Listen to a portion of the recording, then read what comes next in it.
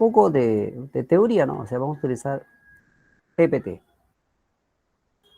de PPT para que se pueda recordar algunos temas básicos de estudio. Ya, aquí ahorita les comparto el asunto, pero, pero también voy a capturar de una vez la guía.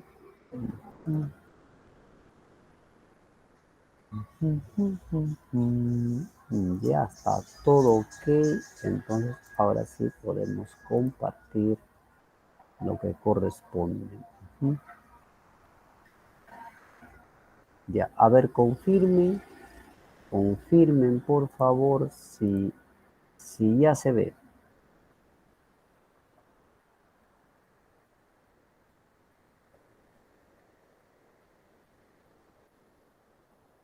¿Ya está? Sí, Sí, profe, se ok, ve. ok, Angie, muchas gracias. Muchas gracias. Ahora sí, es un tema, es un tema interesante, es un buen tema. O sea, no creo que se queden dormidos, no creo que se vayan a almorzar y me dejen, porque a veces pues se van a almorzar a estas horas, y, no, estoy comiendo, yo no digo nada, yo, o sea, mi hora de almuerzo es mi hora de almuerzo.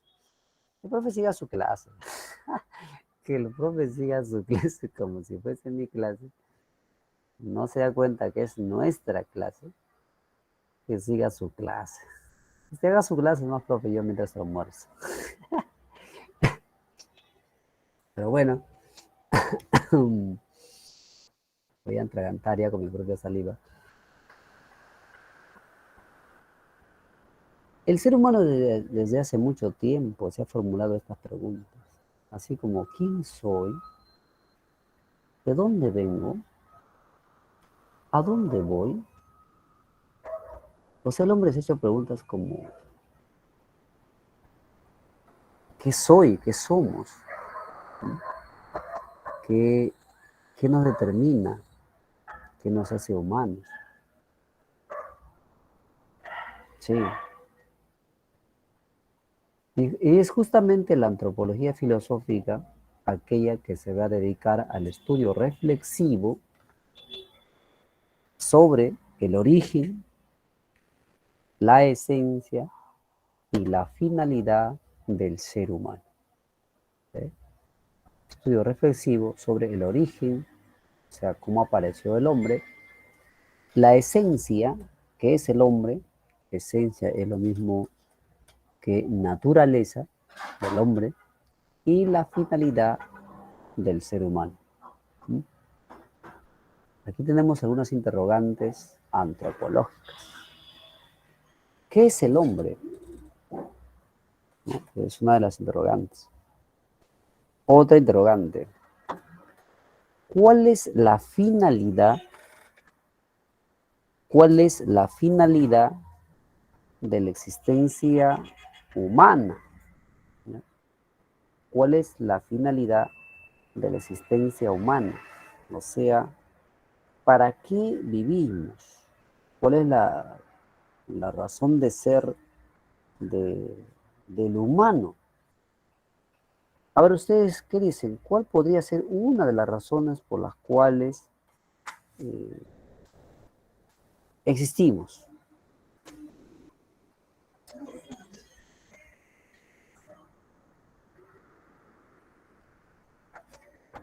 Vamos, rapidísimo, rapidísimo, pero no te me demores eso. Con dos, tres palabritas nomás, no es necesario que, pues, escribas todo un argumento largo, ¿no?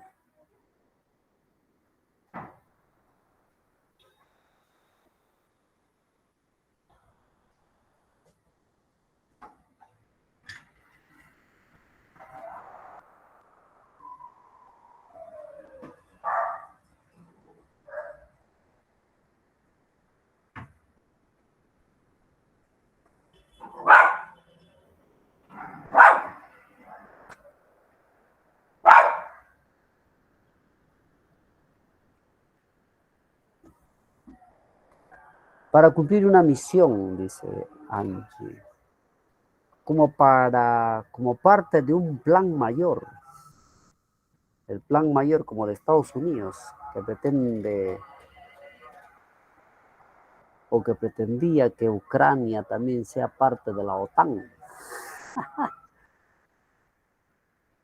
Y Stanley me dice, ¿cuáles las preguntas, profesor? ¿Qué te pasa, Stanley Everton, Flores Orellana?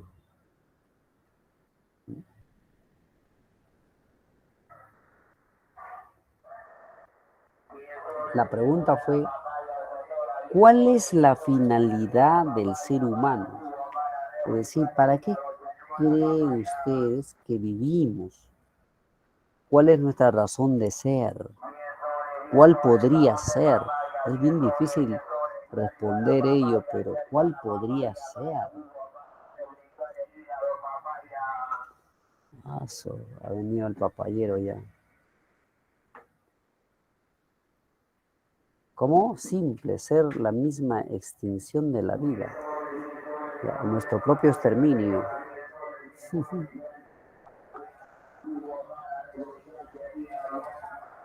Es una pregunta así.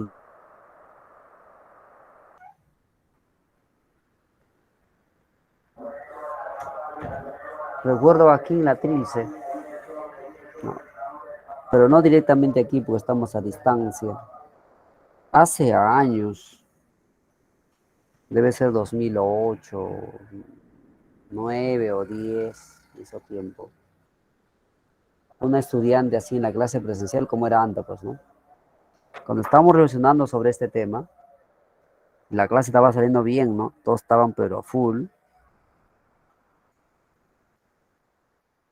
Y una alumna me dijo, se levantando así el brazo, me dijo, profesor, yo puedo responder esa pregunta. Ah, ¿cómo no? Le digo, claro, adelante. A ver qué dices. Profe, yo creo que vivo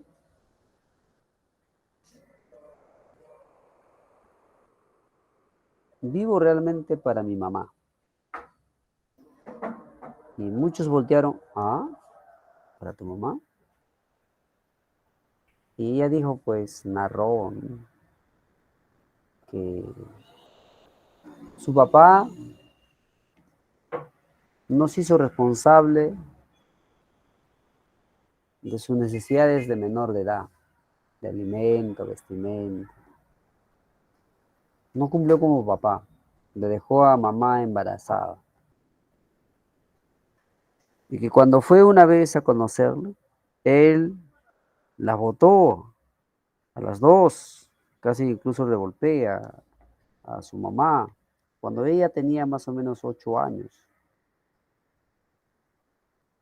Ahí había llegado a conocer a su papá, pero no sabía quién era su papá. Su mamá le dijo que sí, está vivo, pero luego te llevaré para conocer. Y ella dice, lloraba para conocer a su papá. Lloraba y hasta que un día de tanto llanto, mamá dijo, está bien. Pero si pasa algo, si tu papá responde tal vez muy molesto porque le han ido a visitar, porque no le gusta, tal vez, o tal vez está feliz, no lo sé cómo va a reaccionar, pero tú vas a ser valiente.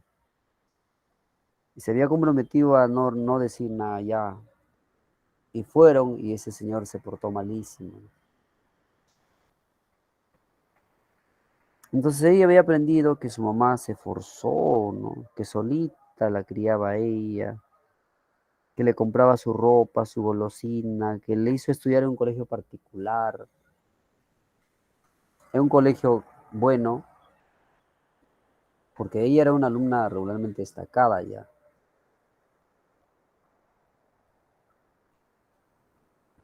Y bueno, y contó más cosas, no vamos a demorarnos.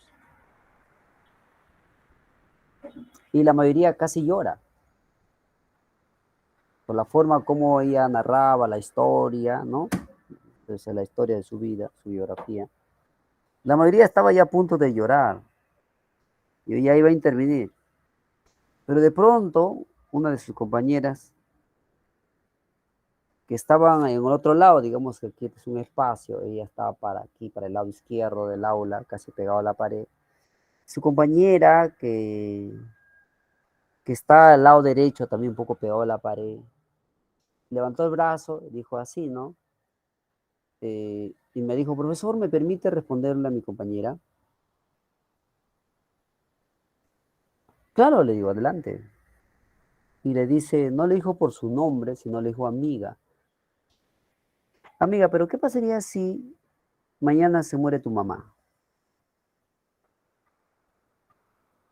O sea, que todos querían matarlo, todos los que estaban así un poco tristes, que querían llorar por lo que narraba su compañera, por la forma de vida que tuvo y el sacrificio de la madre hacia la hija. Y la otra, pues, ¿qué pasaría si mañana se muere tu mamá? Qué fría, ¿no? Todos querían estrangular, pararse y matarla, así.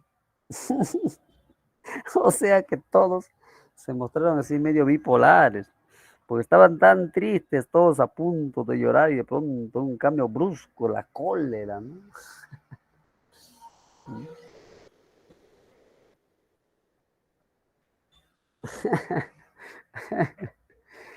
Sí, me recuerdo que a mí me dio casi un poco de risa, yo por eso inmediatamente giré mi cabeza hacia la pizarra, porque estaba mirando, ¿no? Entonces, giré un poco, quise reírme mirando hacia la pizarra, pero traté de contenerme porque por la forma como dijo, yo dije, esta se pasa, ¿no? Me dio risa. No pude reírme frente a todo porque ese era, seguramente iba a ser demasiado detestable, ¿no? Pero me dio risa. Pero qué malosa para responderle así. Pero era una realidad, pues, era una realidad. De que su respuesta era muy filosófica también de ella. ¿No? Entonces ella, así como de, y parecía que iba a llorar, iba a explotar en llanto, y dijo, si eso sucede, mañana cambiaría el sentido de mi vida, pero mientras mi mamá esté viva, yo viviré más para ella, aunque el día que me case, seguiré viviendo para ella, así. Y todos en el habla, ¡eh! ¿No? Burlándose de la otra compañera. Pero la otra no se quedó, que es una discusión que tuve que yo decía, oh, silencio, un palazo a cada uno, un cachetadón. ¿Mm?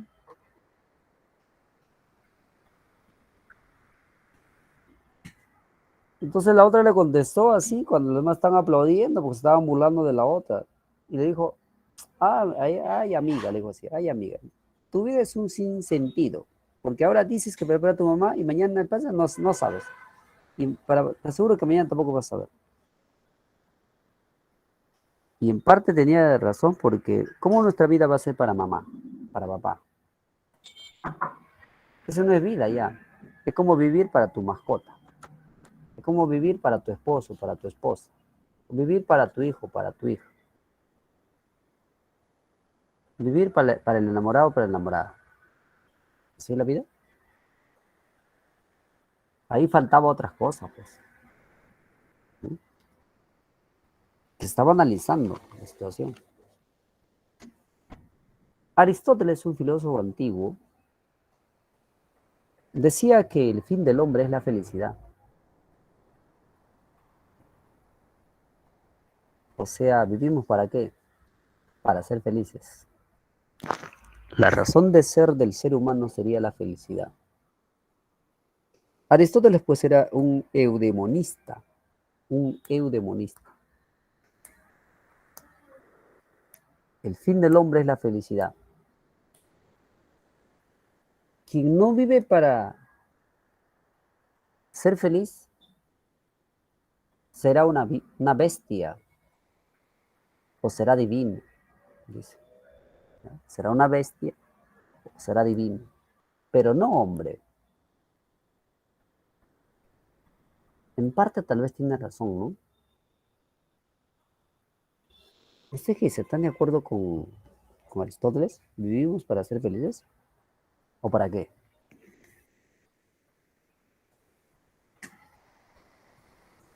Vamos, vamos, respondan. No, no, no, no leo, no, no, no dicen algo. ¿Puede repetir, por favor? Aristóteles dice que vivimos para ser felices. ¿Ustedes están de acuerdo con él? Que el fin del hombre sea la felicidad.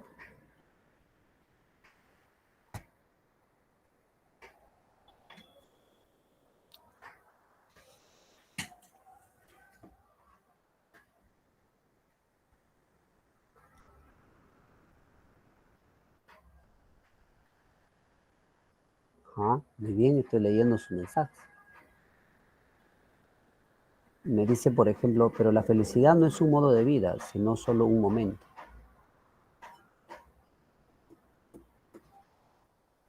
Y ahí viene la gran pregunta, pero que ya no sería antropológica, sino sería ética, ¿no? ¿Y qué es la felicidad? ¿Sabemos qué es la felicidad? O tal vez estamos confundiendo felicidad con placer.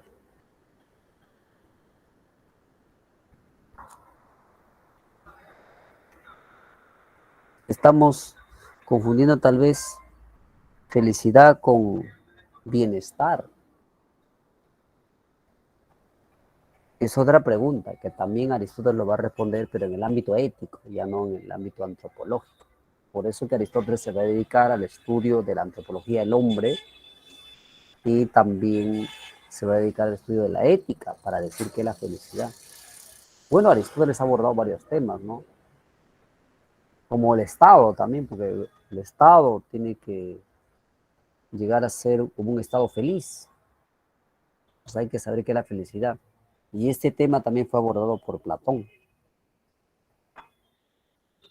¿Mm? Profesor me dice, pero no todos tenemos la misma definición de felicidad. Tal vez porque no hemos reflexionado sobre la felicidad. La felicidad tal vez no es que sea relativa, que la felicidad depende de cada uno. No. La justicia, por ejemplo, no depende de cada uno. Es como la matemática. 5 más 5, 10 y punto. Eso no depende de cada uno. Entonces la felicidad debe ser de una sola forma, solo que hay que buscarla. No nos damos el tiempo para buscar la felicidad y por más que queremos ser felices, tal vez estamos encaminados a la felicidad algunas veces y otras veces en contra, porque no sabemos cuál es el camino correcto para encontrar la felicidad. Pero por eso la pregunta era, ¿será cierto que vivimos para ser felices? Porque el tema de felicidad lo vamos a tratar dentro de la ética, que pronto vamos a abordar ese tema. ¿Mm? ¿Será la felicidad el fin del hombre? Pero eso dice Aristóteles, pues. Pero por ahí un filósofo, mira, porque acá hay varias preguntas, ¿sabe? Acá dice, ¿cuál es la finalidad de la existencia del ser humano? ¿Cuál es la esencia? ¿Lo que determina al hombre es lo corporal o es lo espiritual? ¿El hombre ha creado a Dios o es producto de la evolución? ¿Ha sido creado por Dios o es producto de la evolución? ¿Es la muerte aquella que corresponde al fin del hombre? O sea, vivimos para morir. ¿Mm?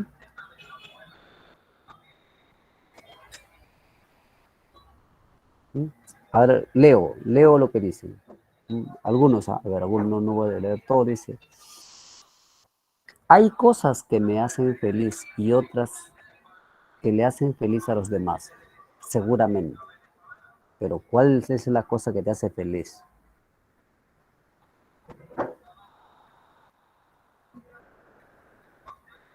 Pero cuidado con confundir felicidad con placer, felicidad con amor, felicidad con amistad, felicidad con cariño. Cuidado con confundir.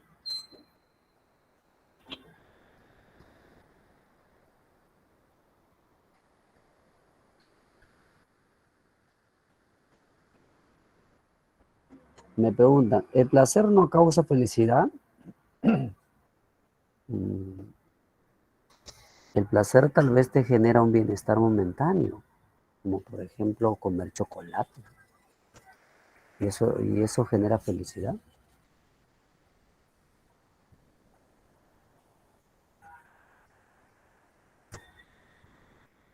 Una sonrisa es felicidad, entonces sonrisa y felicidad sería sinónimo. Tal vez no, claro. Por ello es importante. A ver qué más dicen. Es que el concepto de felicidad siempre será algo egoísta, porque buscará todos los medios para conseguir esa tan anhelada felicidad. Tal vez Stanley, pero tal vez la felicidad no es individual, sino grupal. Tal vez no es un egoísmo, sino es un comunitarismo, o sea, en grupo. Cuando digamos así, utilizando términos populares, cuando la familia está unida y están participando de una cena, de un lonche juntos, papá, mamá, hijos. ¿Mm? Tal vez la felicidad va por ahí, pero la felicidad no sería el acto de comer, porque el comer no es más que una respuesta debido a que hay un centro nervioso llamado hipotálamo que está diciendo que falta comida. Que el comer no nos lleva a la felicidad tal vez, sino a la homeostasis, al equilibrio, como dice el profesor de biología.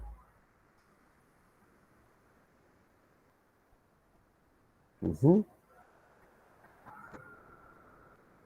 No podrías ser feliz si no eres infeliz antes. Sanayen.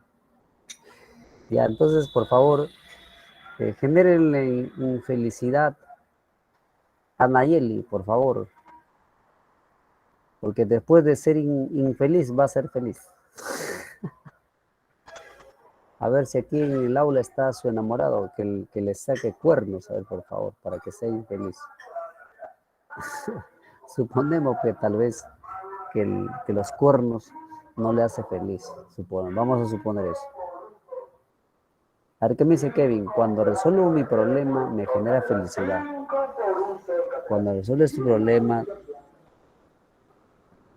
¿aparece la felicidad? No aparecerá, no va a aparecer la felicidad. Cuando resuelves tu problema, desaparecerá tu tensión, tu preocupación. Eso es lo que desaparecerá.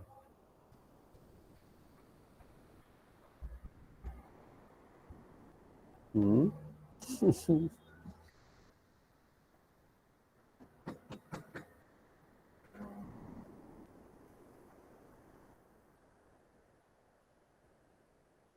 ¿Qué dice? Es que Nayeli tiene un punto porque no llegas a valorar algo hasta que lo pierdes. Y cuando lo valoras, no quieres perderlo. Ujú. No llegas a valorar hasta que lo pierdes. Interesante, ¿eh? Pero ahí va a haber muchos cuestionamientos.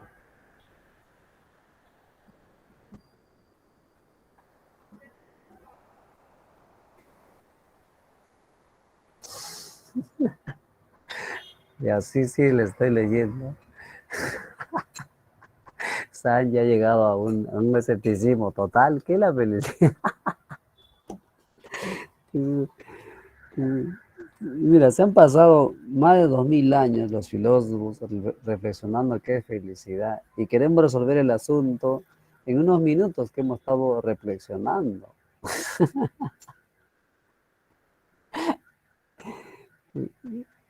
Te les dije que la pregunta sobre la finalidad del hombre, que según Aristóteles es la felicidad,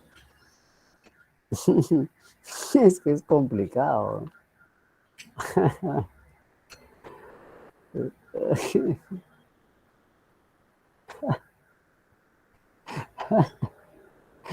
Es,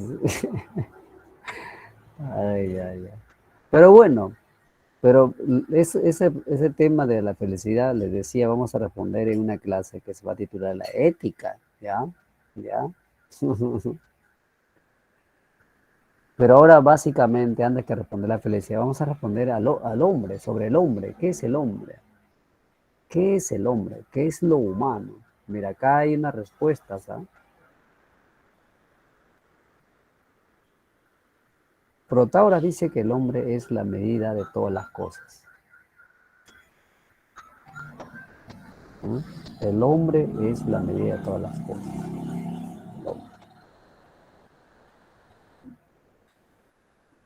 ¿Y qué significa que el hombre sea la medida de todas las cosas?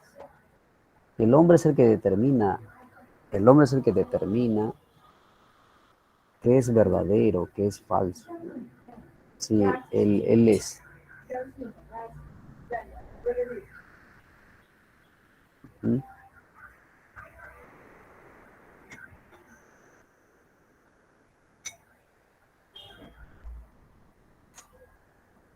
Y Platón dice que somos un alma. El hombre es un alma encerrado en un cuerpo. Eso es lo que somos. O sea, la esencia del hombre no es su cuerpo, sino es el alma. Y Platón decía que el alma, antes de estar en el cuerpo, estuvo en el mundo de... ¿Qué mundo? A ver, ¿cuál es el mundo que ama, aprecia, valora? Nuestro querido Platón, un gran filósofo, uno de los más grandes filósofos de todos los tiempos. Yo amo a Platón. Las ideas, claro. El mundo de las ideas. O sea, el alma antes estaba en el mundo de las ideas y se cayó, llegó a este mundo. Entonces, nuestra alma ya lo sabe todo incluso, porque ya ha contemplado el mundo de las ideas, el mundo verdadero.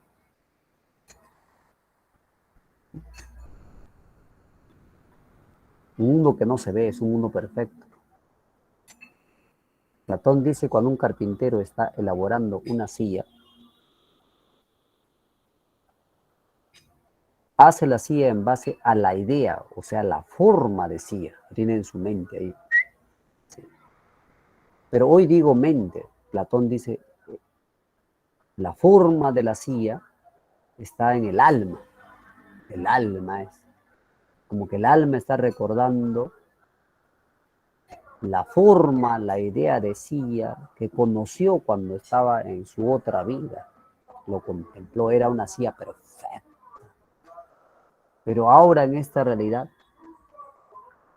es como quisiera copiar esa silla. Entonces corta la madera, ¿no? Corta, clava, pinta, lija, todo, ¿no? Así le va adornando, pero en base a ese modelo, ¿no? En base a ese modelo que está ahí. Pero lamentablemente como la madera no es perfecta, no puede llegar pues a elaborar una silla perfecta, ¿no? Así. Entonces nuestra esencia es el alma, eso es lo que nos determina.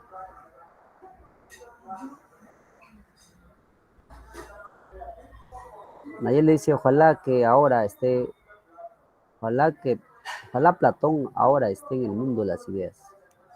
Debe estar en su mundo, que lo creó. Y solamente él está en ese mundo porque nadie más puede estar en ese mundo. ¿Por qué, profesor? Porque cuando Platón murió, su alma se liberó de su cuerpo y retornó al mundo de donde provenía su alma. Ahí está ahora Platón.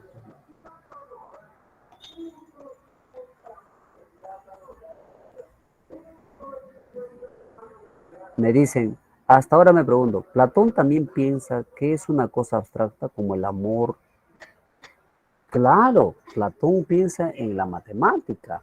Es más abstracto que una sombra, que otra cosa.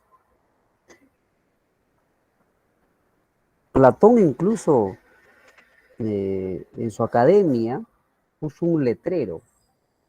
Ahí en la puerta de la academia había un letrero grande que decía, solo ingresa aquel que domina geometría.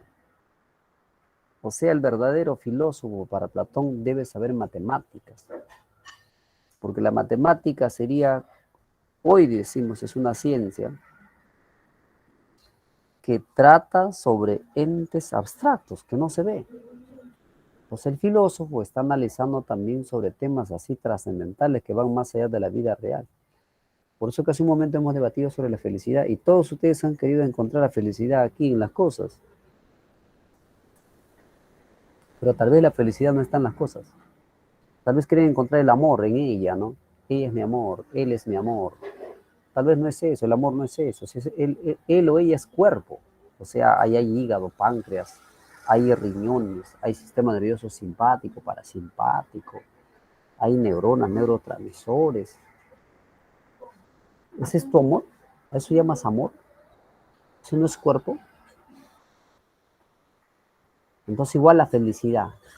¿Qué la felicidad? ¿Qué? ¿Comer es felicidad? ¿Comer no es comer? ¿Abrazar no es abrazar? ¿Qué cosa es felicidad? Ahí está, pues tal vez hemos estado un poco equivocados tratando de encontrar la felicidad aquí, tal vez es de otra manera. Bueno, pero seguiremos, ¿no? A ver, ¿qué dice Aristóteles? Aristóteles dice que el hombre es un animal racional. En griego se dice en griego se dice así, son noetikon, son de zoología, con Z, ¿no? Son, así, doble, doble O, Z-O-O-N, son, Noé, así como el arca de Noé, noeticón, con es con K, ¿ya? Son noeticón, a ver, escriban por favor en el chat, son noeticón, a ver si han escrito bien, tal vez están escribiendo pésimo. Son es con Z, no de son de sonsonazo.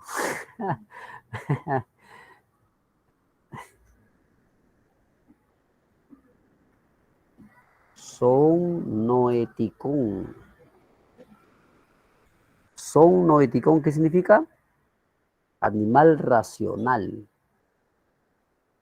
También dice que somos un son politicón. No, ya ves, no digo, han escrito mal, está que tan pésimo. Ya te dicto cómo se escribe son noeticón. Z de zorro. Dos veces O de Omicron. Al lado va la N de nenita. Ahí que dice, son. Ahora, separa. Y escribe N, o sea, Noé, así. Ticón, ticón, en vez de C, K, tiene que ser separado medio. Son, noeticón, son dos palabras. Ya, muy bien, ahora sí lo lograron, ya ves, son, noeticón. Así se escribe en griego. ¿Y qué quiere decir son, noeticón? ¿Qué les he dicho? ¿Qué pasa si aparece en el examen? Porque en el examen han aparecido ya así términos griegos. En el último examen también de diciembre apareció.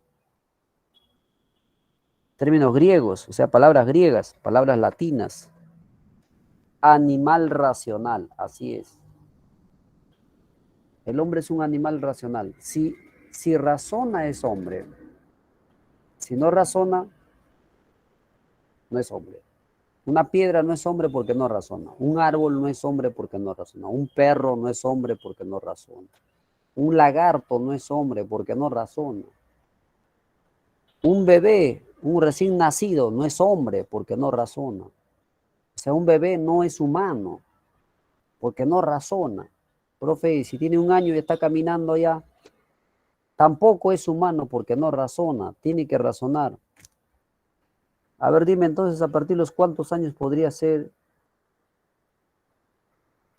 un humano. A los 6, más, pero todavía no tanto. A ver, qué más, sigue, planteando. A ver, ¿qué diría la ciencia actual? ¿Quiénes son los que razonan ya como un adulto? Los que tienen 11, 12, los adolescentes, el niño todavía. Tu razonamiento tiene que ser como del adulto, pues. Entrando a la adolescencia, ahí sí ya. Pues Aristóteles afirmaba de que a pesar de que el niño todavía no razona, debe tratársele como si ya razonaría, porque pronto razonará. ¿Y razonará por qué? Porque además el hombre, ¿dónde vive? En la ciudad. En la ciudad, no vive fuera. Por eso dice que además somos un animal político. Político viene del griego polis. Polis es ciudad. Ciudad. En griego político se escribe politicón. Politicón. Politicón. Muy bien, Angie, correcto, así es. Entonces acá sería así. Son politicón, ¿no es cierto? Porque animales son. El hombre es un son politicón. O sea, un animal político, el que vive en la ciudad. Así pensaba Aristóteles. Vas a repasar esa parte porque eso es lo que viene en el examen. Es más frecuente. Sigamos. Muy bien. El hombre es una caña pensante, dice Pascal. Somos una caña pensante. Hobbes, Thomas Hobbes, ha venido en el último examen una lectura de Thomas Hobbes. El hombre es el lobo del hombre. El hombre es el lobo del hombre. Thomas Hobbes dice que nosotros somos egoístas. Por ahí alguien había escrito que somos egoístas. Somos egoístas por naturaleza. Todo lo queremos para nosotros. Y algunas veces tenemos como el mismo objetivo. Deseamos lo mismo. Y eso es lo que lleva a la guerra. Como ahora, mira, ve. Rusia ha invadido Ucrania. Y tanto Rusia como Estados Unidos quería a Ucrania. Estados Unidos quería que Ucrania forme parte de la OTAN. Y Rusia dice, no, no quiero. ¿Por qué? Porque Ucrania antes pertenecía a la Unión Soviética. ¿Y quién fundó Ucrania? Un ruso, Lenin.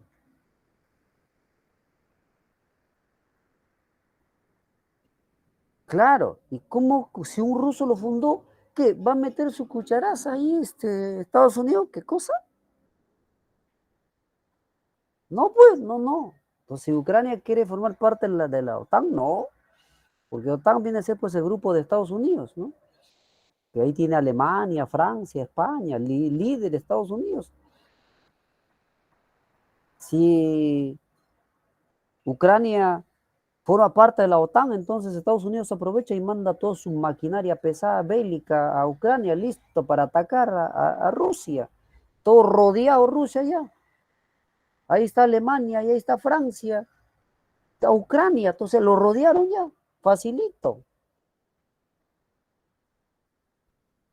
Entonces, para que no se complete ese círculo, Rusia no quiere, ¿ve?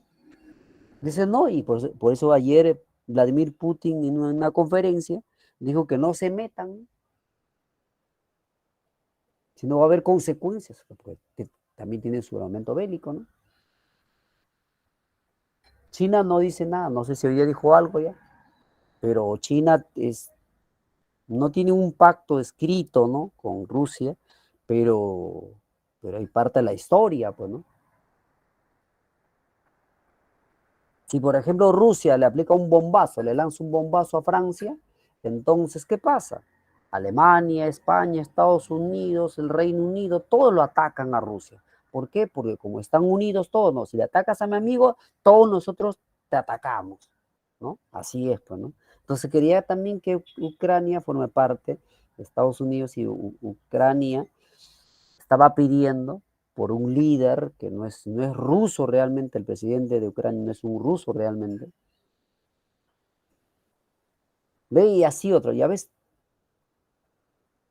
cuando hay intereses es que nos decidimos atacarnos, pues. Entonces, Vladimir Putin ha ordenado bombardear, no sé cómo estará hoy día. Y mucha gente dice, maldito, maldito Vladimir Putin, eres maldito. Si todo el mundo odia. Los latinos hemos aprendido a odiar a Vladimir Putin cuando nos han enseñado, Estados Unidos nos ha enseñado a odiar al ruso, al chino, al coreano del norte. ¿Por qué? Porque ellos son contra la OTAN, pues. Estamos enfermos, no nos damos cuenta que nos están lanzando mensajes tras mensajes. No estamos alienados. Claro que no nos conviene la guerra, ¿no? Porque si en todo caso que de una vez, en 1, 2, 3, 4, 5 días, Rusia que domine a Ucrania, listo, ya está, se vuelve dependiente, porque antes sabes que Ucrania y varios países que están ahí cerquita eh, han pertenecido a la Unión Soviética, ¿no? A ver qué me dice Rodrigo. Pero Estados Unidos invade México y nadie dice nada. Así es, justamente es el ejemplo que propuso el mismo Vladimir Putin el día de ayer, ¿no? Dijo,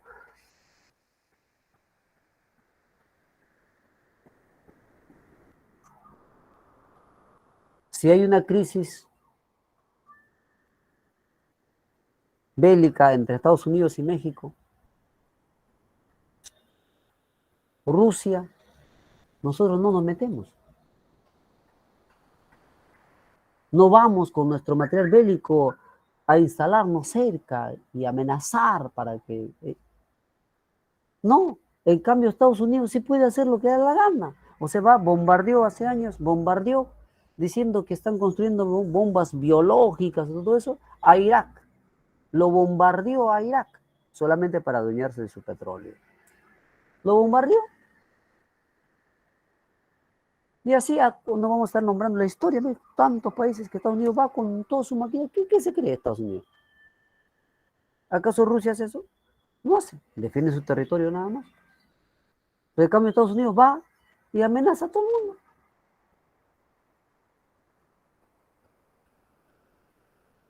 Ahí está. Tiene razón. Yo prefiero darle la razón a Vladimir Putin que al presidente John Biden, que no tiene nada de líder, ¿no?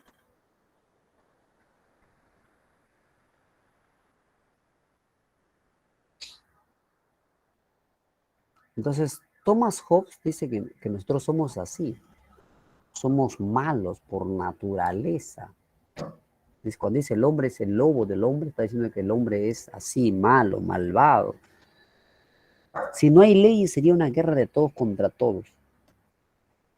Si en el Perú, por ejemplo, no hay leyes, ¿cómo sería? Caótico, ¿sí o no? Nos mataríamos entre nosotros. ¿Y a quién vamos a reclamar? Si no habrían jueces, fiscales, vocales, policías, no habría. Entonces sería una guerra total. ¿Sí? Los que no tienen recursos, los pobres, los que tienen hambre, saquearían todos los mercados, supermercados, se llevarían los bienes y así. Ya pues, si no hay leyes. Entonces, Thomas Hobbes por eso decía en el ámbito político que para evitar las guerras eternas entre los mismos humanos, es que se ha creado el Estado. Pues el Estado ha sido creado por el hombre. ¿Sí? Bueno, Descartes dice que somos una res cogitans, una cosa pensante, y una res extensa. El que piensa y además que tiene cuerpo. Kant dice que somos un fin en sí mismo. El hombre es un fin en sí mismo. O sea que el hombre es digno, no debe ser utilizado como medio para un fin. Entonces Kant estaría en contra del esclavismo, porque el amo utiliza al esclavo como medio para un fin. Kant no estaría de acuerdo con algunos empresarios que a veces abusan del trabajador, lo utilizan demasiado para generar sus propios ingresos y ellos viven a costa de ellos, ¿no?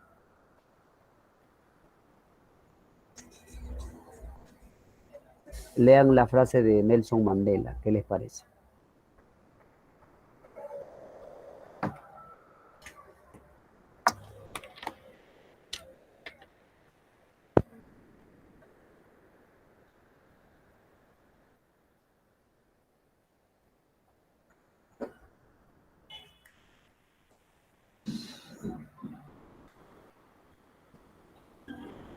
El hombre valiente no es el que no siente miedo, sino el que es capaz de dominarlo.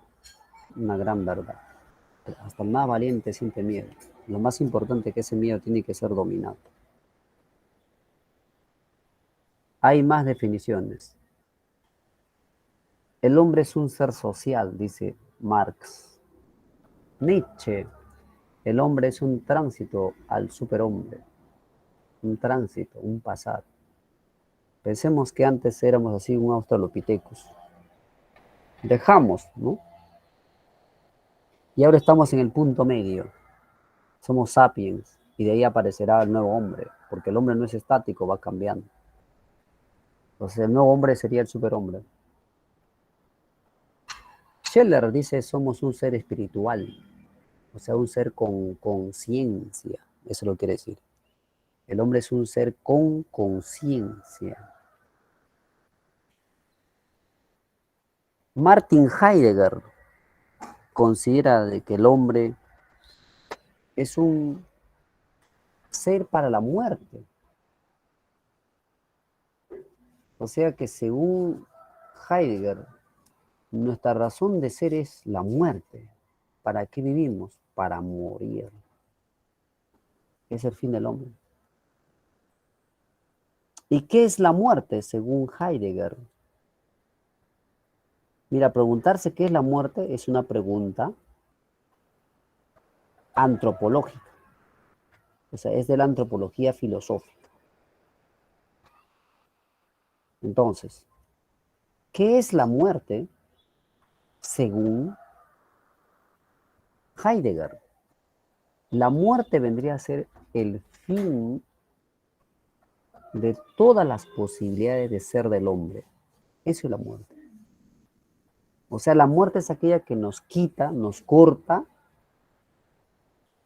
la posibilidad de poder ser, imagínate un jovencito de 18 años, quiere ser médico, se está preparando, ya está, ya le falta ya poquito, ya está ya un puntaje de 1500, ya le falta poquito, ya. Y le da un ataque cardíaco, dice, fulminante y fallece. Entonces la muerte,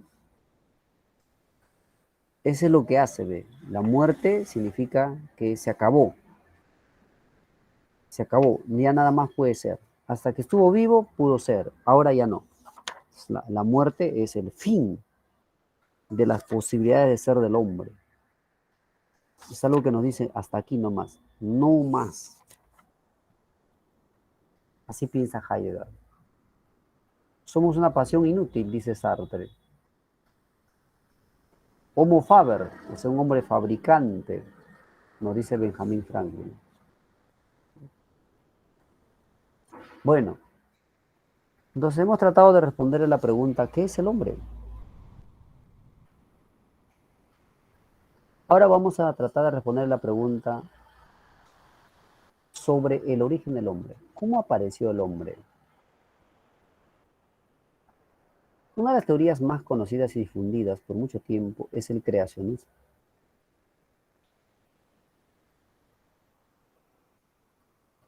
Para el creacionismo, el hombre ha sido creado por Dios a su imagen y semejanza. Entonces somos voluntad de Dios. Somos producto de la voluntad divina. No vamos a cambiar, porque Dios ha creado así el hombre y así es.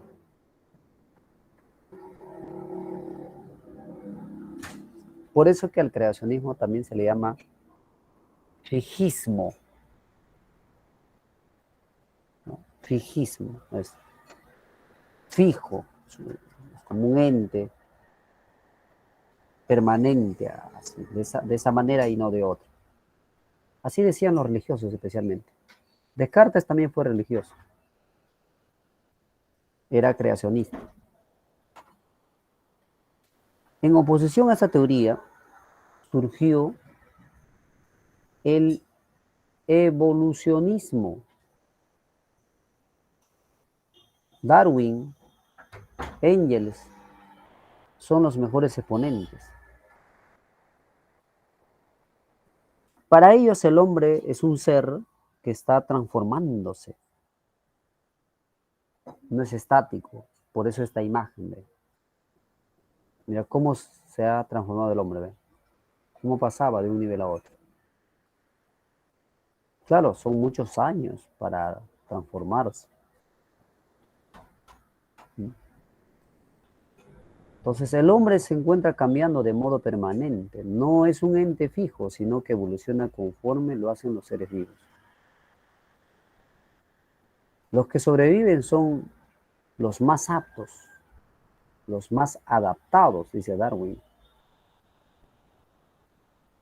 Y Federico Engels nos dice, es cierto, ¿no? Es cierto que el hombre está evolucionando, pero ahí hay algo que ha permitido que el hombre se adapte a la naturaleza, que sobreviva y que no se haya extinguido: el trabajo. O sea, la actividad, la fuerza que él realiza, como cuando construía sus flechas, sus ondas, su machete, su comba, sus instrumentos. Ahí forzó a su masa cerebral para que pueda desarrollarse. Y ahora cada día más, como por ejemplo hoy, tenemos una tecnología tan avanzada, pero esa tecnología avanzada no es producto de la nada, es producto del trabajo del hombre. Así nos dice Engels.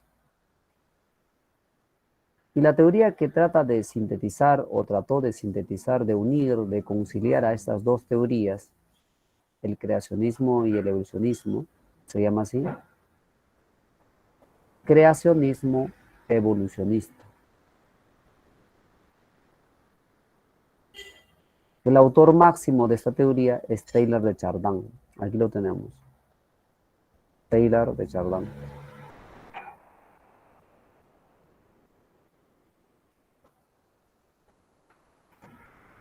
¿Y cuál es la conclusión de él? Porque él investigó el evolucionismo por solicitud del Papa Juan Pablo II. Que es cierta la evolución, es cierto que el hombre está evolucionando, es cierto que el hombre está cambiando. El hombre no es un ser estático. Pero, dice Taylor de Chardin, que ese cambio permanente que se está viendo en el ser humano no es por las leyes de la naturaleza, como lo había afirmado el evolucionismo, sino que eso representa la creación de Dios. O sea, Dios ha creado al hombre no un ser estático, lo ha creado como un ser en constante cambio. O sea, por ejemplo, acá vemos, él sería, es una representación de Dios. Dios está dirigiendo la evolución del hombre, ¿ven? Cómo va el hombre cambiando, ¿no? De así. Pero ¿quién lo está haciendo cambiar? Dios, pues Dios. Claro que el cambio no es que sea inmediato, esa no es la forma de cambiar. Son miles de años que implica que el hombre pueda cambiar. O sea, nosotros no vamos a ver que la siguiente generación haya cambiado así como quisiéramos verlo. No, son muchos años. Entonces el hombre se encuentra evolucionando no por las leyes propias de la naturaleza, sino por la influencia divina, sostiene Taylor de Chardin. Bien, ¿alguna pregunta, por favor?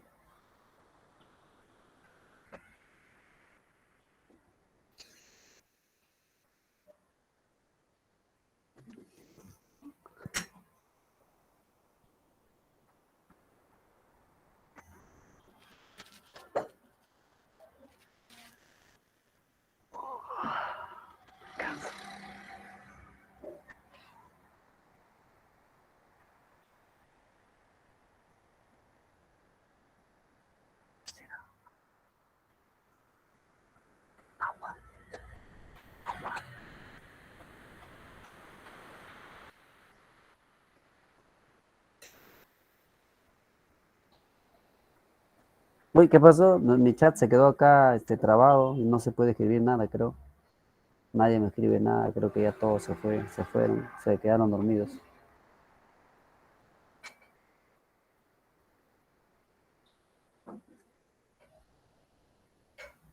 A ver, me dice, eventualmente la mayoría de los primates evolucionaron hasta tener conciencia como los humanos, según la evolución, ¿no? Así es. Cuando ya tomaron conciencia es que empezaron a planificar, a proyectarse, a trabajar en conjunto, tener los mismos planes. Y así aparecieron pues los primeros humanos, ¿no? Sí. Los hombres antiguos, ¿no? Como serían como los sumerios, los acadios, cuando aparecen las primeras ciudades, ¿no? Así.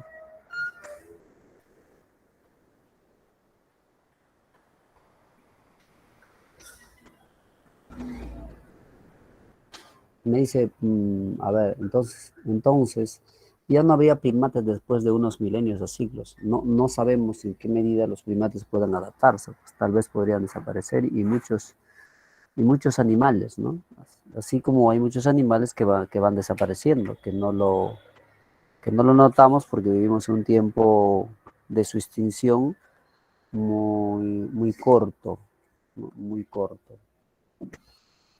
También hay plantas, ¿no? Por ejemplo, ahora lo que reina son los injertos. Pues, si tenemos una fruta como el mango, la papaya, la manzana, la palta, ya no es ese palta purita, ¿no? Sino es con injerto. Entonces, imagínate que de aquí, imaginemos aquí unos años, unos 100 años, 200 años, de todas maneras se va a empezar a notar el cambio, pero no lo vamos a ver, porque nosotros ya no vamos a estar ahí. Y tampoco la otra generación se va a dar cuenta porque va a haber como una especie de continuidad. Por eso que era muy difícil darnos cuenta que estamos evolucionando. Nosotros sospechamos un poco, ¿no? Por ejemplo, a veces decimos, ¿cómo es posible que estos niños ahora manejen la tecnología tan rápido? En cambio, nosotros los adultos tenemos mucha dificultad. ¿Qué ha pasado? Ahí como que notamos un pequeño cambio, pero no nos vamos a dar cuenta, porque ese adulto va a desaparecer y el padre de ese niño dice, ya bueno, yo también domino un poco, ya él lo es más rápido, ¿no? Entonces cuando él sea un adulto mayor, verá tal vez a otros que se van, otros niños que hacen cosas novedosas, pero dirá, bueno, sí, está cambiando, y así toda la vida vamos a decir, sí, creo que estamos cambiando, porque no lo notamos. En cambio, si un hombre viviría 200 años, 300 años, sí notaría que la humanidad ha cambiado y está cambiando. Nosotros a veces notamos un poco el cambio cuando las ciudades se vuelven más tecnológicas, cuando aparecen maquinarias mucho más modernas, ¿no? Viajes mucho más tecnológicos, ¿no? Porque la tecnología ahora es el dominio, ¿no? Sí, diríamos que estamos cambiando un poco, pero notar así un cambio físico realmente de nosotros, es muy difícil de darnos cuenta. Darnos cuenta de que físicamente estamos cambiando, difícil, muy difícil. Queremos cambios de las cosas que hacemos, pero ver que está cambiando nuestros rasgos,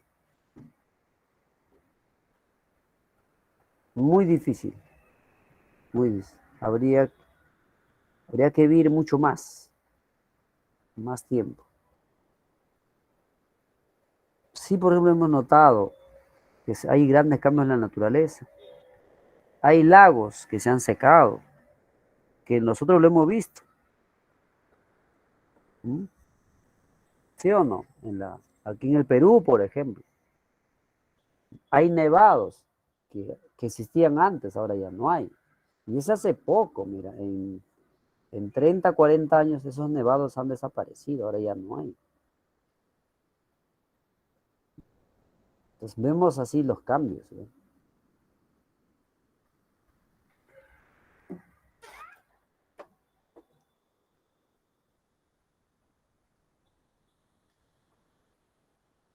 Veamos ahora sobre las teorías que explican la esencia del hombre, pero esta vez un poco más rápido para poder desarrollar nuestra guía.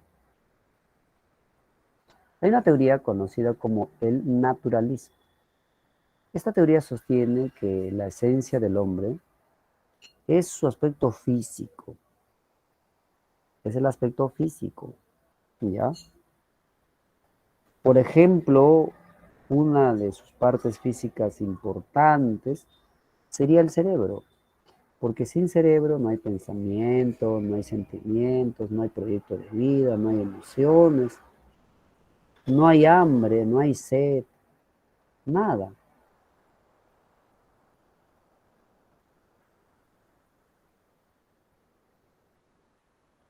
¿Qué dicen? ¿Estaría de acuerdo, no? Pedí agua, me han traído agua tan caliente que acabo de quemarme un poquito. Me han traído agua tan, pero tan caliente. Pedí agua tibia y no agua caliente de esa manera. Que han dejado sobre el escritorio, que está mal en el escritorio.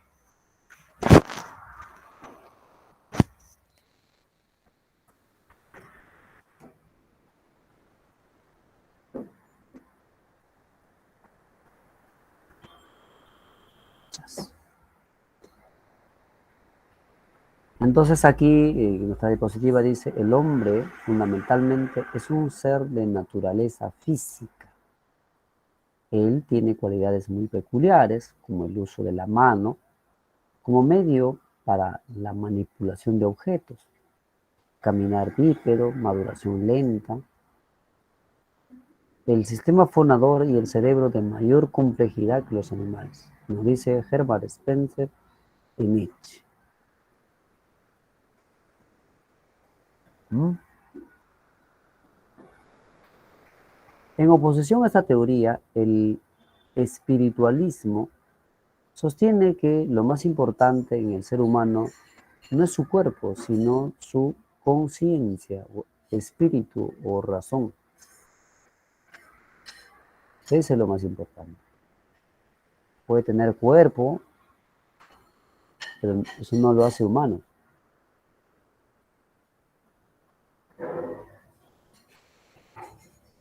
Gracias a su conciencia, el hombre puede planificar, o sea, puede proyectarse al futuro, puede decidir hacer, no hacer cosas.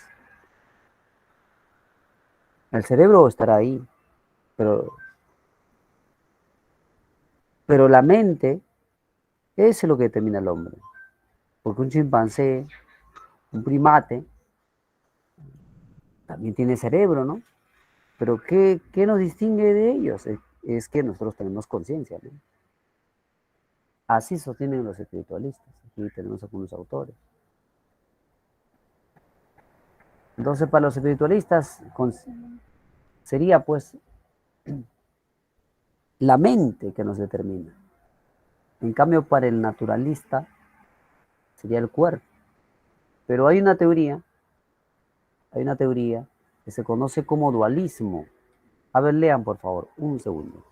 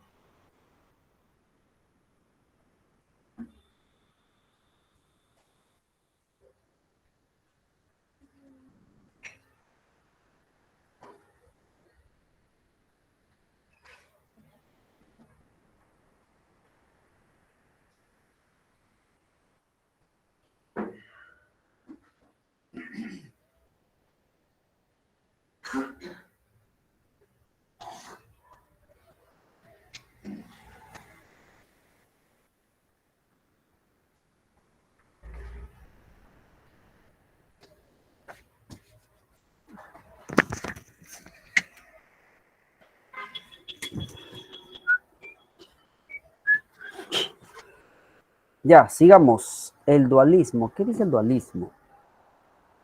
El dualismo nos dice que el hombre no es una sola cosa, que somos los dos, somos cuerpo y mente. Así pues dice Pascal, dice Descartes. Estas tres teorías serían las teorías más importantes. Hay otras teorías adicionales. ¿Y cuáles son esas teorías? Aquí lo tenemos. Historicismo, que considera que la esencia del hombre es su historia. El único ser que posee y hace historia es el ser humano, o sea, esos actos. Como por ejemplo, ya que estamos en estos temas actuales, por ejemplo, como cuando Rusia ha decidido bombardear puntos claves de Ucrania, ¿no? Esa es la historia. Historia viene a ser actos humanos sobresalientes que merecen ser recordados y que justamente hay una ciencia que se dedica al estudio de ello, que tiene el mismo nombre, historia. Gilkey, Ortega y Gasset sostienen eso. La esencia del hombre es su historia. Para el simbolismo de Cassirer, el hombre más que un animal racional es un animal simbólico. Más que un animal racional es un animal simbólico.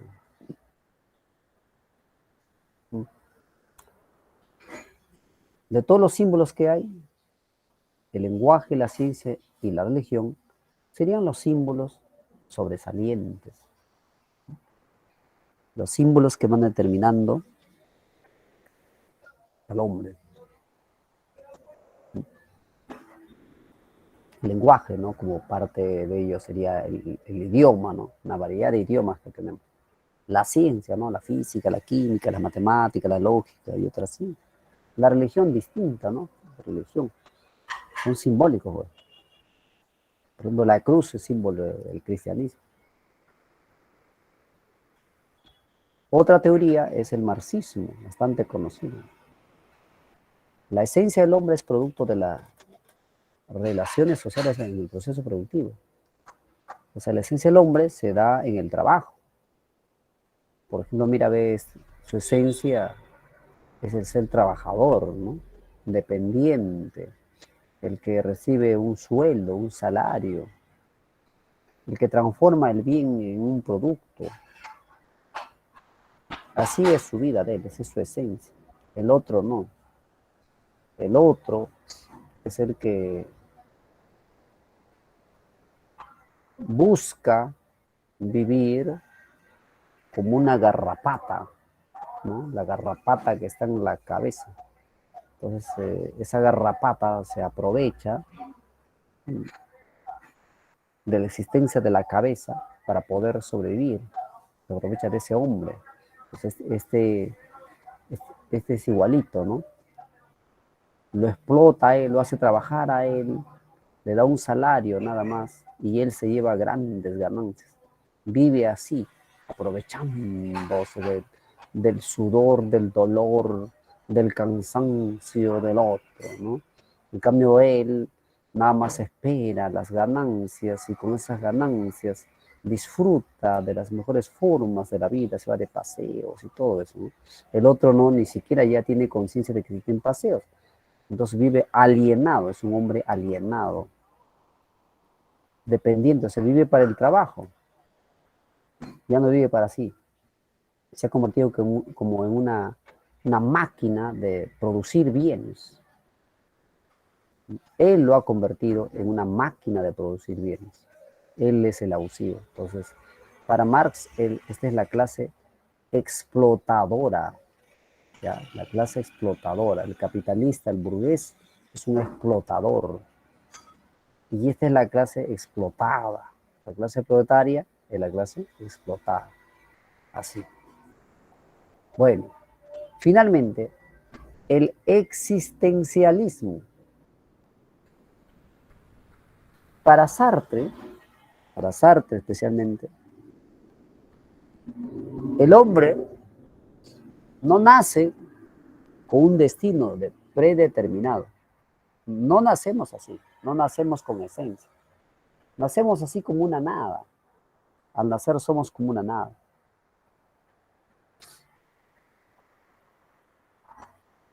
Y es a partir de nuestra existencia y de nuestra libertad y de nuestra posibilidad que vamos siendo. El hombre va siendo porque puede ser. Entonces tenemos muchas posibilidades de ser. Recuerda que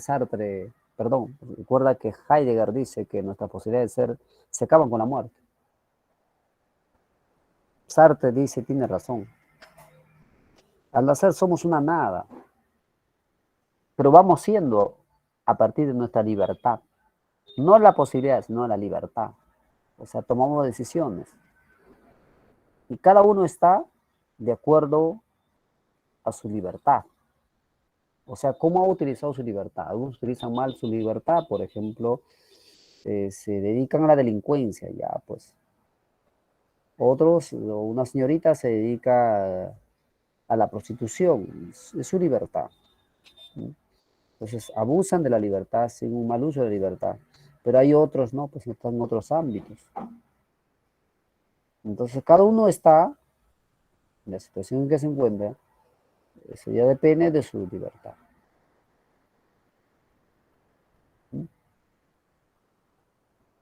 Y la libertad del hombre se acaba con la muerte. ¿Sí? Sí. Ya, bien, entonces hemos llegado a la parte final, este es simplemente un resumen de las doctrinas antropológicas. Ahora vamos a proceder a responder las preguntas de la guía.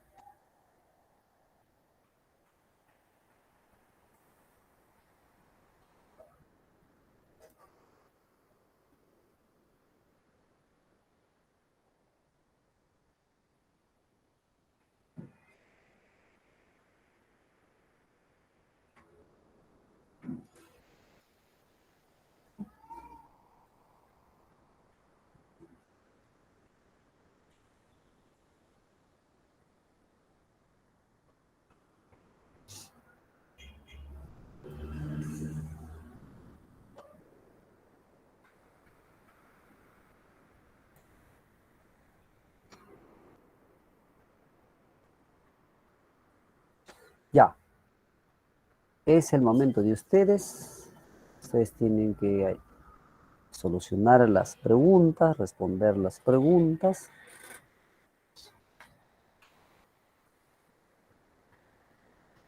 Es una disciplina filosófica que abordaría el problema de la realidad. O sea, aquella que dice, ¿qué es la realidad? ¿Qué es el mundo?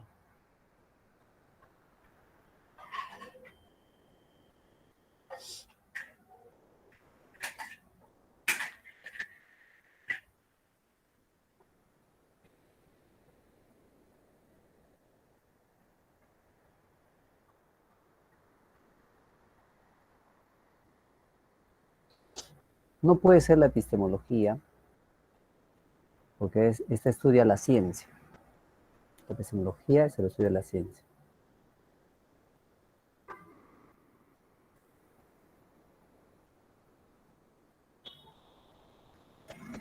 Estudio de la ciencia. No, no es eso. ¿Cuál podría ser?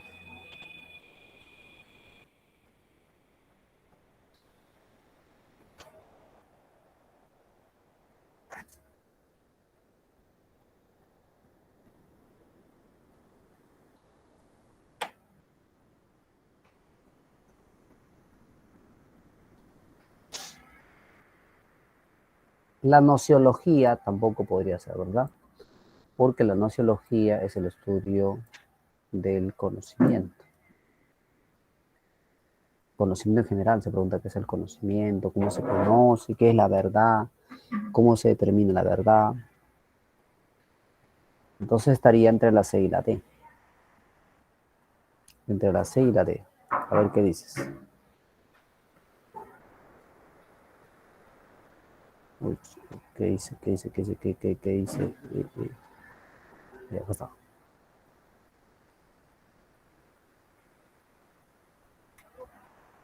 La axiología que estudia el valor, claro. La axiología estudia del valor. Es. ¿Por qué? No.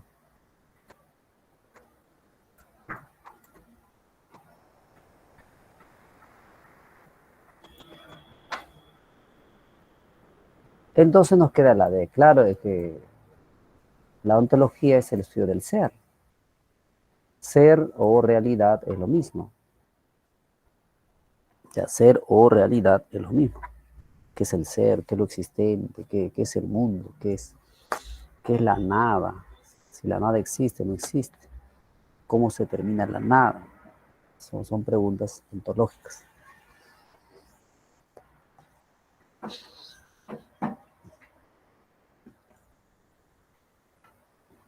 Ya, bien, pregunta número 2. Debido a que la filosofía abarca la realidad en general. Ahora un segundo, quiero percatarme de algo.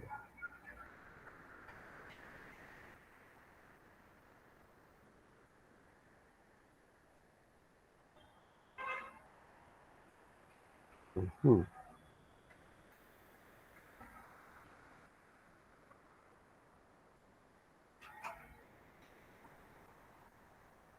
Ya.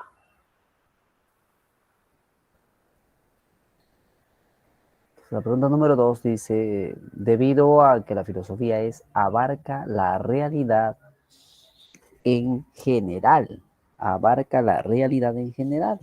Entonces, ¿cuál sería esa característica?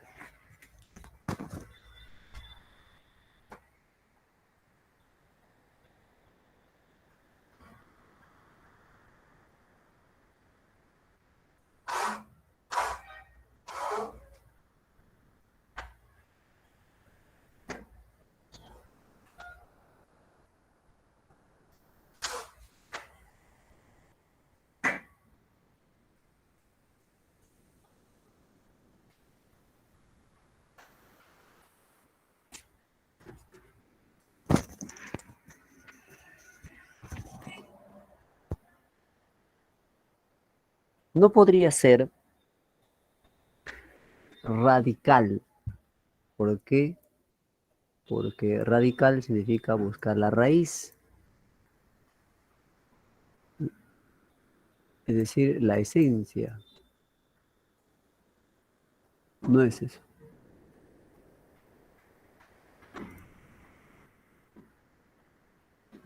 Problemática, podría ser problemática. Problemática no porque se dice que es problemática porque la filosofía plantea y replantea constantemente las preguntas. Por eso es pregunta tras pregunta. No es. Entonces está entre la C y la D. Entre la C y la D. ¿Mm? Debido a que la filosofía abarca la realidad en general.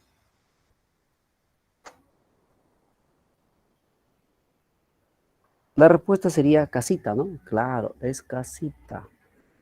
Totalizadora, total, o sea, se dice totalizadora o universal. Profesor, ¿y por qué no puede ser racional? No, porque racional se dice mmm, debido a que la filosofía presenta argumentos, da razones, da explicaciones, ¿no? ¿Por qué? Por ejemplo, John Locke decía que cuando el hombre nace tiene la mente vacía. Porque si el hombre nace y tiene ideas, entonces quiere decir que un ciego de nacimiento también tendría la noción del arco iris. Pero eso no parece coherente, porque ¿cómo el ciego de nacimiento va a tener la noción de arco iris? El arco iris solamente se conoce vía la vista. Si pensamos que tenemos ideas al nacer, entonces un sordo de nacimiento también tendría ideas de sonido. Pero creo que no, dice John Locke, cuestionando a quién, a, a Descartes, pues, ¿no? Entonces está presentando argumentos. Ahí está, ¿ve? Cuando presenta argumentos, cuando da razones, se dice que la filosofía es racional. Y profesor, ¿y cuándo sería crítica? Cuando hay cuestionamiento. Pregunta número 3. Pregunta número 3. Conforme a Francis Cornford, oye, ¿qué pasó? ¿Por qué me sale así? Dio origen a la filosofía. ¿Qué dio origen a la filosofía? La razón, los aspectos políticos y económicos, la admiración o asombro, o el paso del mito al logos.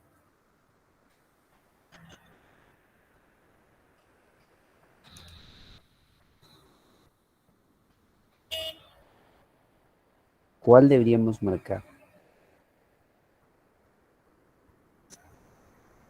¿Qué decía Francis Cornford?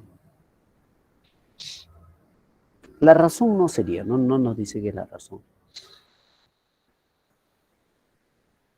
Aspectos políticos y económicos. Puede ser una teoría, pero no es de Francis Cornford, es una teoría marxista, por ejemplo, acá, es según los marxistas. Dicen el esclavismo generó la condición para que algunas personas que se servían del esclavo se dedicaran en su tiempo de ocio, que es casi permanente, a reflexionar sobre el mundo. El asombro, la admiración de origen en la filosofía, decía, ¿quién? Decía Platón y también decía Aristóteles. La respuesta sería la de el paso del mito al logos. El paso del mito al logos. Lo que dice Francis Cornford es que antes de la aparición de la filosofía, los griegos explicaban los fenómenos naturales, sociales, ¿en base a qué? En base a sus creencias, en base a su religiosidad. Los griegos eran politeístas. Pues ellos pensaban que existían varios dioses, ¿no? Zeus, Afrodita, Hefesto, Poseidón. Que si, por ejemplo, el mar se pone bravo, no sale, aparece tsunami, entonces sería simplemente la voluntad de Poseidón, de un dios. Y si hay otros problemas como las guerras, ¿no? Sería otro dios, ¿no? ¿Recuerdas quién era el dios de la guerra para los griegos antiguos?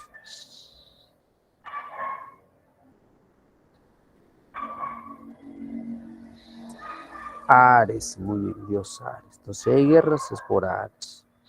¿No? Si hay amor, si alguien se enamora, pues Afrodita, pues la diosa del amor.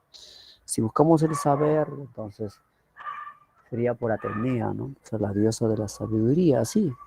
Pero algunos hombres empezaron a cuestionar, a dudar de la existencia de sus dioses. Eso dio lugar al uso de la argumentación, de la razón. O sea, pasamos históricamente de esa explicación mítica a una explicación racional. El logos es razón. Así dio origen, o así se originó la filosofía según Francis Collins. A ver, 4. Cuando alguien dice, yo creo que lo existente tiene una causa divina. Yo creo que lo existente tiene una causa divina. Está mostrando una actitud. ¿Una actitud de qué tipo? Filosófica no creo, ¿no? Una actitud científica. ¿La ciencia trata sobre lo divino? No. Entonces la respuesta está entre la C y la D, ¿verdad? Porque si dice que lo existente tiene causa divina, entonces sería Dios, Dios. Por lo tanto, su actitud es una actitud religiosa, claro, una actitud religiosa. Pregunta número 5. Ya, ahora sí creo que están las preguntas más dirigidas hacia lo que hemos estado repasando, analizando. Dice, la antropología filosófica responde a la pregunta, ¿qué caracteriza al hombre? Esto puede ser, ¿no? Puede ser, ¿eh? ¿Cuáles son los deberes del hombre? Esto no, es algo ético. Me están preguntando sobre la antropología filosófica. ¿Qué caracteriza? ¿Qué es lo característico del ser humano? Puede ser. A ver, veamos. ¿Qué más hay? Tal vez hay otra pregunta mucho más interesante. ¿Puede el hombre conocer? No, no es antropológico porque el conocimiento, ya decíamos, es un tema tratado, es un tema tratado por la nociología, ¿no? La nociología de la disciplina que responde a preguntas como si se puede conocer o no se puede conocer.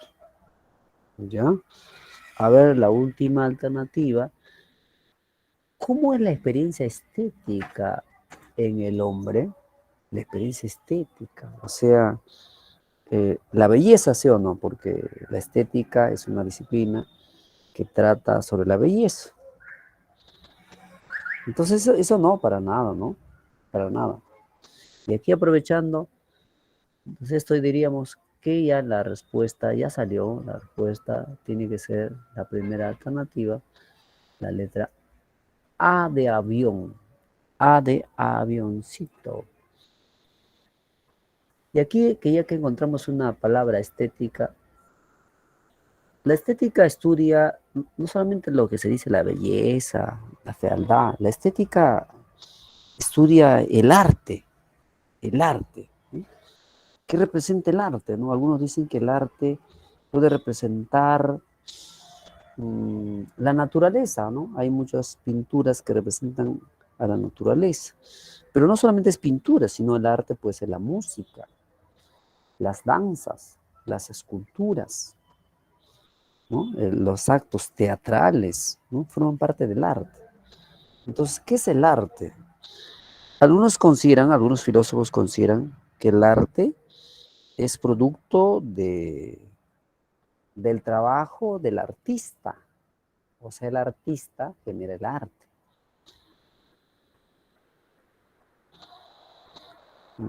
Por ejemplo, una escultura puede ser bella, ¿no? Porque así lo ha hecho el escultor.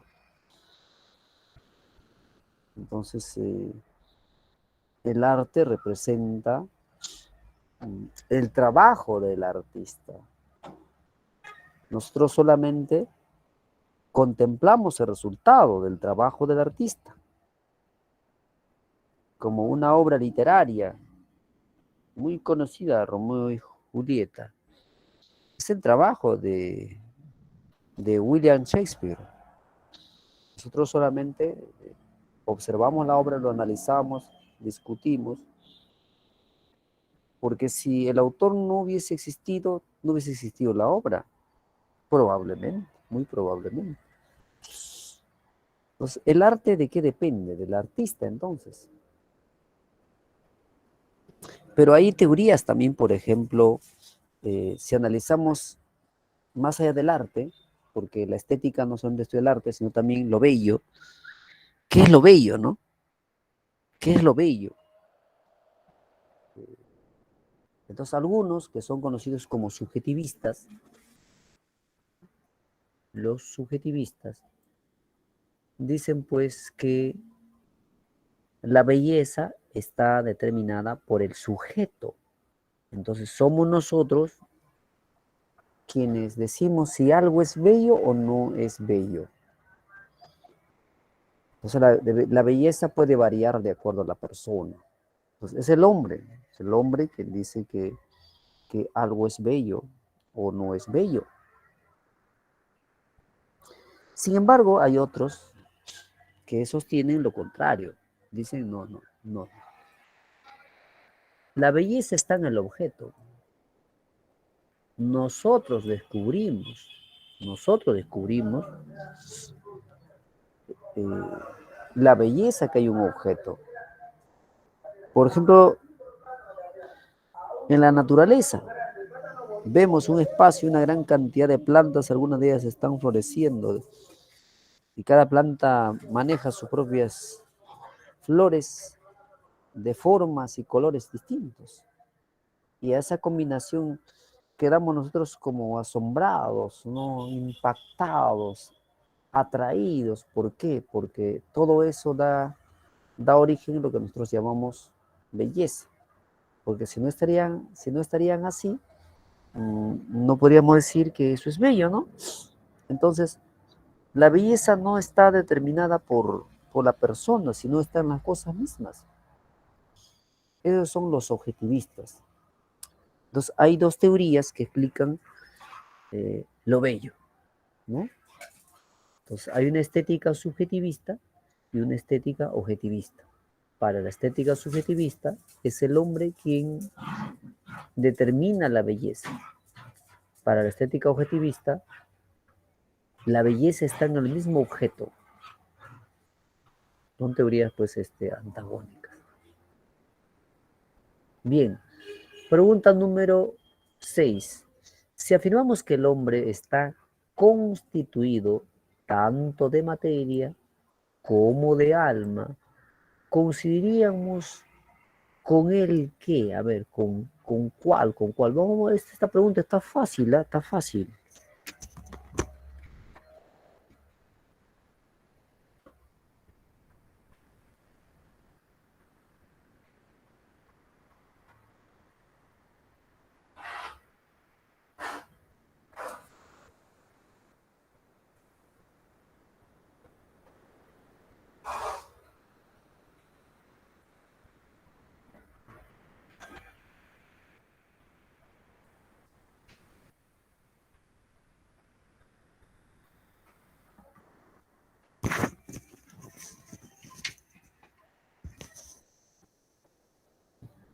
A ver, pero veo solamente la respuesta de uno, 2, 3, 4.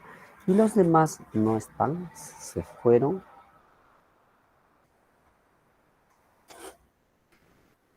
El hombre tiene tanto alma como materia. O sea, uno, dos. Dualismo, pues. Dualismo.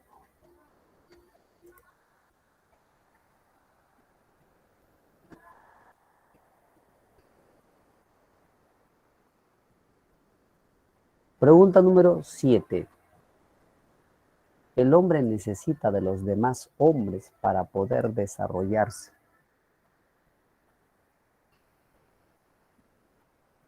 O sea, no puede vivir solito. El hombre no puede estar solito. Necesita de los demás. Entonces fácilmente pueden ustedes pueden deducir eh, cuál sería lo que se afirma, ¿no? Por eso podemos afirmar que es un ser simbólico. No puede ser para nada solitario porque se dice que necesita de los demás. Tampoco podría decir natural, Entonces social, ¿no? Claro, simbólico, ¿no? Pues es religión, es ciencia, arte. Pregunta 8. Filósofo que postula la naturaleza social del hombre.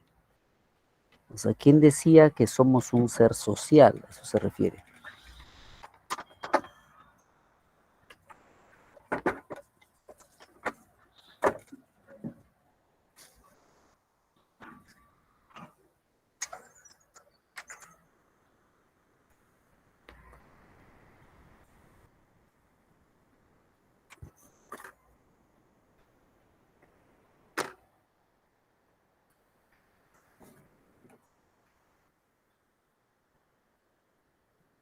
No es Descartes, porque él es dualista, dice somos mente-cuerpo, Pascal también, no sería, porque los dos son dualistas. Entonces está entre la A y la D. ¿Quién diría que somos social? Aristóteles, claro, recuerda lo que le decía, que el hombre, ¿qué cosa es? Le dije que el hombre es un zoón, ¿no es cierto? Un zoón. Un zoón politicón. Sí habías escrito, ¿ah?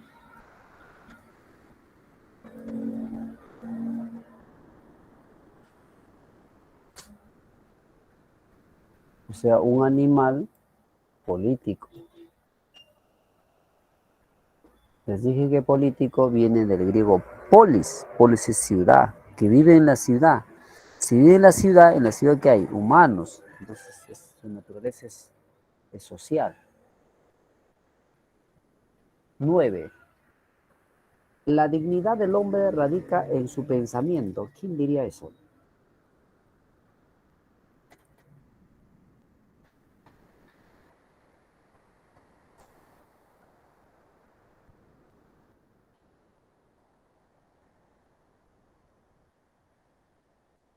O sea, fue aquel que dijo que el hombre no es más que una caña pensante, ¿ya ves? Caña pensante. O sea, lo que lo caracteriza es su pensamiento, especialmente, más que su cuerpo.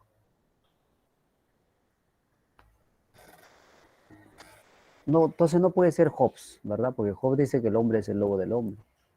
¿Podría ser Martin Heidegger? Creo que no, hay que corregirnos, no corregimos. No sería Heidegger porque Heidegger dice que el hombre es un ser para la muerte. Es un Dasein, el hombre es un Dasein.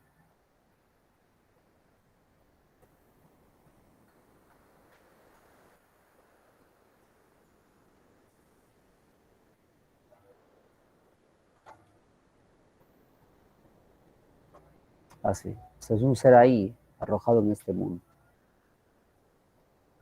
La B, claro, Pascal.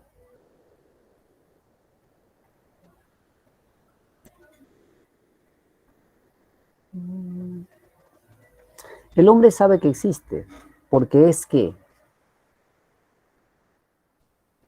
deduce, deduce. Tú sí puedes, tienes que deducir, sí puedes, tienes que lograrlo. A veces en la pregunta no es necesario tener un conocimiento tan elevado. Basta una buena deducción, un buen razonamiento y ya es suficiente ya. El hombre sabe que existe porque es transformador, porque es libre, porque es consciente, porque es social, porque es consciente.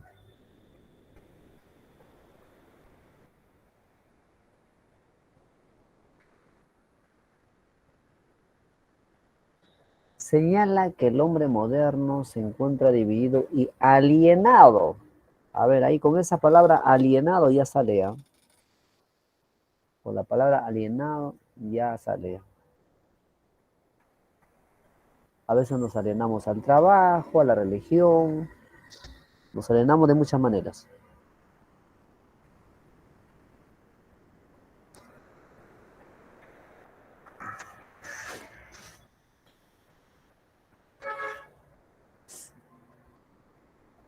Marxismo, así es, el marxismo dice eso. No corresponde a la naturaleza biológica del hombre. ¿Cuál no es biológico?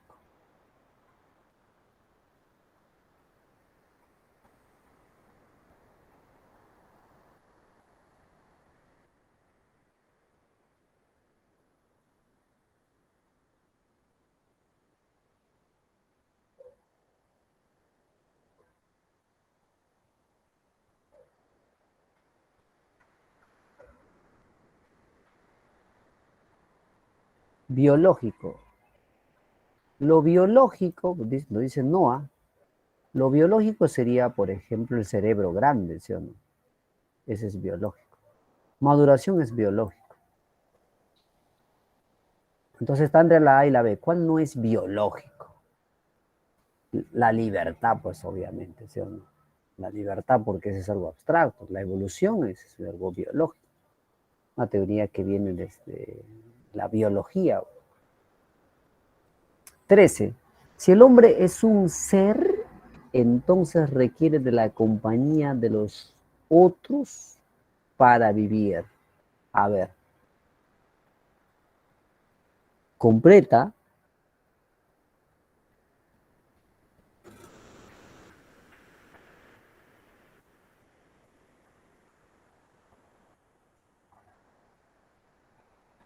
Avión, así es, gregario. Gregario. Ujú.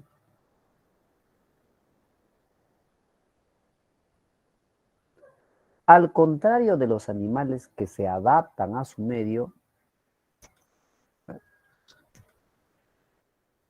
al contrario de los animales que se adaptan a su medio, el hombre es capaz de ¿qué? ¿Qué es capaz? De transformarlo, pensarlo, percibirlo, trabajarlo.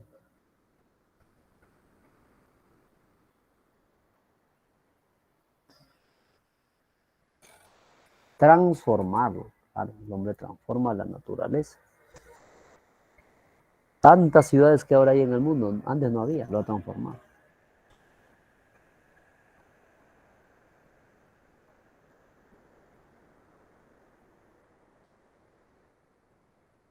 15. El hombre está constituido solo físicamente.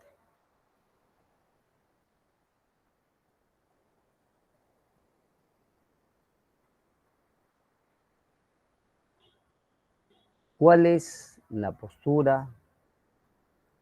¿Cuál es la teoría que dice eso?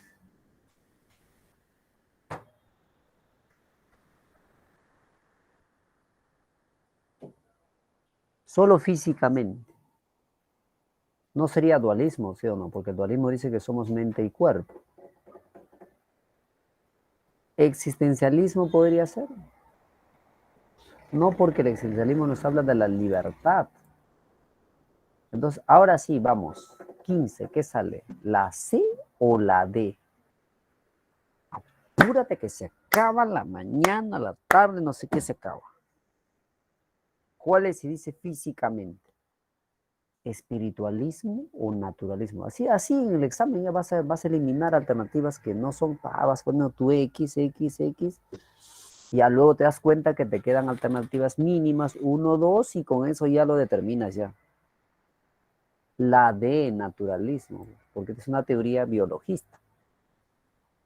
Sí, es una teoría biologista.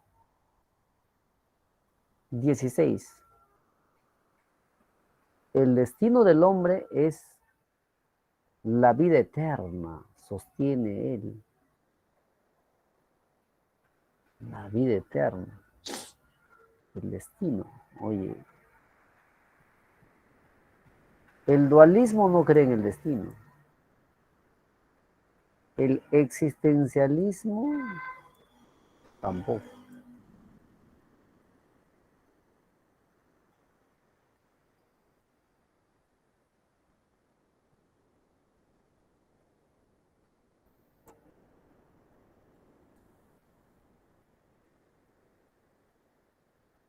Ya. Además, destino, ¿no? El hombre del destino es así creían los cristianos. El hombre es un proyecto. Sí, sí, dime. Me decían, profesor, ¿cómo se pronuncia su nombre? Rukmini. Rukmini Ran. En la anterior, ¿por qué no es la B? A ver, en la pregunta acá. Esta pregunta, la pregunta número 16 se refiere, o se refiere a la pregunta 15. 15. Ya, porque el existencialismo es una postura que resalta especialmente, como lo dice Sartre, que la esencia del hombre es la libertad. ¿Mm? La libertad. O sea, libertad significa tomar decisiones propias. Siempre el hombre va haciendo, porque va tomando decisiones. La libertad. Entonces la libertad no puede ser algo físico, no. Ahora, el existencialismo sí es cierto que resalta la libertad del hombre. ¿Qué más resalta? La muerte, ¿no? La muerte. Y la muerte no es que le quita la vida, sino Heidegger dice que la muerte es el fin de las posibilidades de ser del hombre. Entonces la muerte es algo, es como un concepto nada más.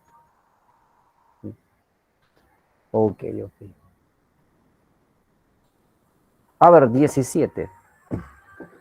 El hombre es un proyecto.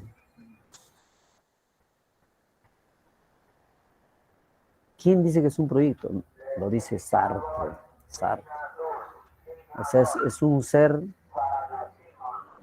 que puede ser, ¿no? Es un ser por ser. 18. Según el dualismo, el cuerpo y el alma son entidades que, claro, para el dualismo somos las dos cosas. Somos alma y somos cuerpo. ¿Cómo son estas entidades?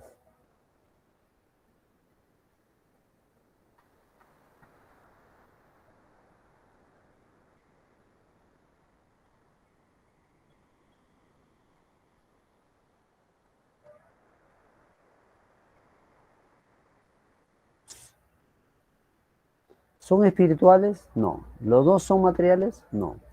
Ya, entonces está entre la A y la B.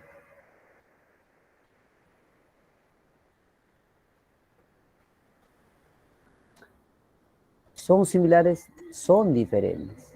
Porque el cuerpo se ve, el alma no se ve. ¿Sí? Solo que los dos hacen al hombre. La unión de los dos, somos un compuesto. Finalmente, manifiesta que por medio de la selección natural las especies se han transformado. Ya está, con esto te coronas y termina la clase porque son las 13 en puntazo. Ni un segundo más, por favor. Escribe la clave, pues. ¿Cuál es el autor que habla de la selección natural? Eso no puede ser Aristóteles para nada, porque no sabía nada de selección natural. Darwin, claro, Charles Darwin. Darwin escribió un libro titulado El origen de las especies mediante selección natural, que se convirtió en una de sus tesis. Así es. ¿Listo? ¿Se acabó? Creo que sí o no, ¿verdad? Sí. ¿Qué es esto? Anual 14 de marzo, a inicios, tarde, semestral, allá. Listo, muchas gracias, nos vemos, hemos concluido.